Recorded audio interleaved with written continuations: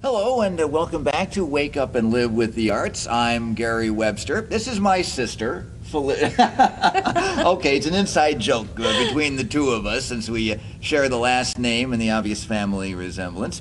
Now, Felicia, this is your second appearance here on Wake Up and Live with the Arts. You joined us a few months ago, and at that time, your project, Visiting the Cave, was in the formative stages. Yes, that is correct. And so it's a pleasure to welcome you here today because Visiting the Cave is complete.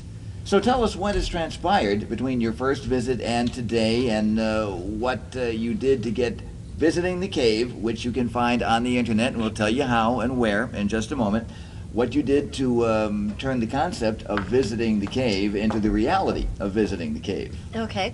Well, I was very fortunate to, first of all, let me tell you a little bit about what Visiting the Cave is. It's a talk show that features men, and I usually have 3 to 4 guests at once and of different age and cultural background, talking about whatever the topic is of the evening. Sometimes it's relationships. In fact, we've started with relationships because, frankly, that's what everybody, men and women, always want to talk about. So we're starting that way. However, we do have some very meaty topics coming up later on in the series.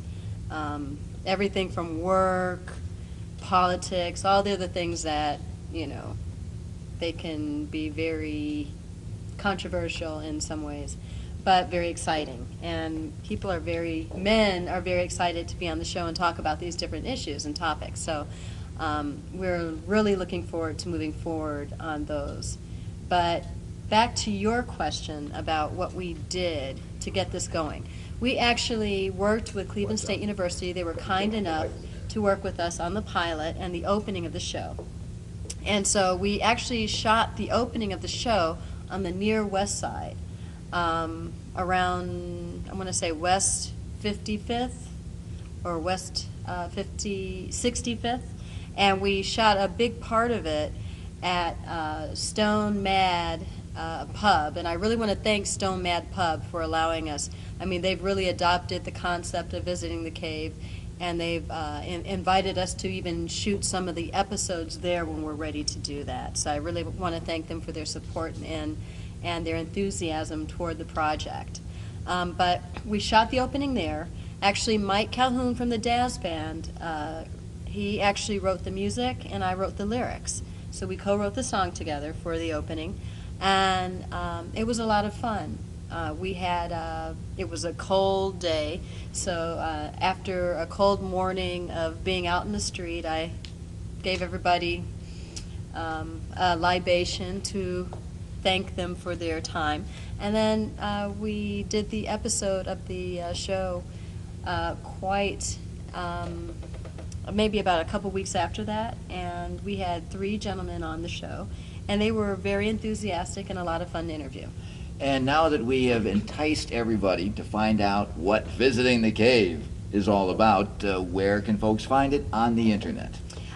Visiting the Cave's website has also been launched, and you would find that at www.visitingthecave.com. And let's reintroduce the audience to you, those who might not have seen our broadcast earlier when you were our guest. Tell us a little bit about yourself and your background in the media, because you do have an extensive background in the media. Okay, I was born and raised here in Cleveland. I actually returned after 20 years to have a new adventure here in Cleveland, and it's been fascinating, to say the least. I started off actually after I graduated from Cleveland State University at WWS as an intern on a special, a primetime 1-hour special called Traditions, which was very educational and interesting for me. Lived in LA for a while, more recently Atlanta and Fort Myers. And so my career has actually bounced between the creative end and the more structured business end of marketing. So. And you are a writer and a producer. I am. What other types of things have you been involved with prior to Visiting the Cave? I've done some documentaries for the city of Atlanta. I've worked on some screenplays with folks and some created some projects individually on my own as well. And now that Visiting the Cave is up and running, it's a reality, what is next on your agenda? I'm actually in the process of working on I like to call it tithing my talent, and I'm working with Fair Hill Center at this time on a fundraiser project where they have some caregivers together. I'm helping them to create a book called, let's see, I'm sorry, I'm giving them some guidance on a book called Comfort Food, Giving the Gift of Love. And it's wonderful. It's a very moving book. They're telling their journalistic stories and sharing recipes that are associated with those stories. And we should be finished with that at sometime in June. After that, what I'd like to do is work with a group of foster kids, teenagers, and help them express themselves in some way. Now, if anybody in our audience this evening would like to get in touch with you, your talents are something that they could put to good use in their business, how can folks get in touch with you?